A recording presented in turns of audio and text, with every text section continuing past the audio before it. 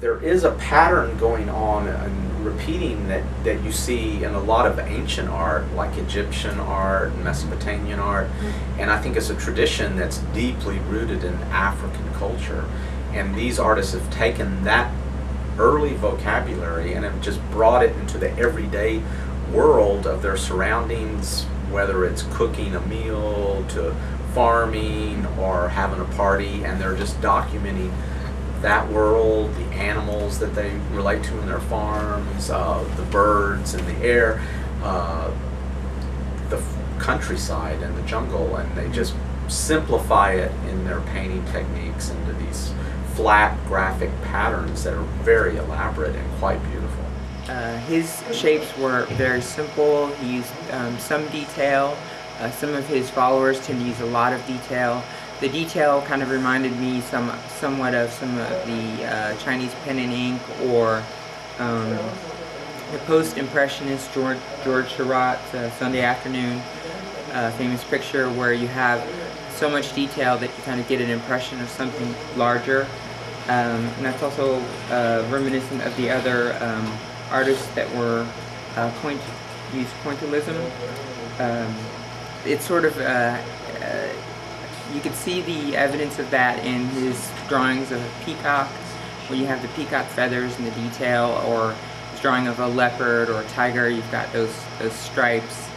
That's kind of, you can see that in fashion, where you see like a houndstooth or a pinstripe. Or in fact, what he's doing is kind of similar to what maybe people like Keith Haring have done. Keith Haring, being a Westerner, using more folk art idioms. He basically apprehends the folk art idioms and brings it to the West. So he's kind of like going the other way. And in that way, I think it's important that Westerners look at his art as something that can tell them something about another way of looking at the world, and not necessarily seeing things in a psychological way, but more symbolic way that's connected to a greater vocabulary of imagery. And that's, I find that very enticing, to be exposed to something contemporary, but at the same time very traditional. Can you please tell us the progression of Tingatinga in terms of traditional to contemporary?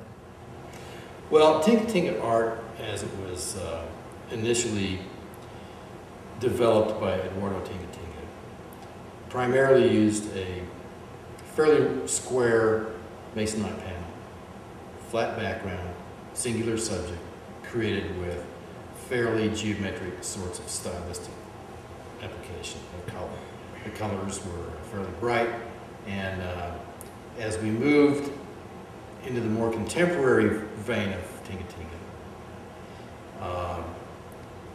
the subject matter, the coloration, formats, and everything have become so much more diverse that we have a much broader selection of imagery and visual types that we can appreciate, that originated from this school.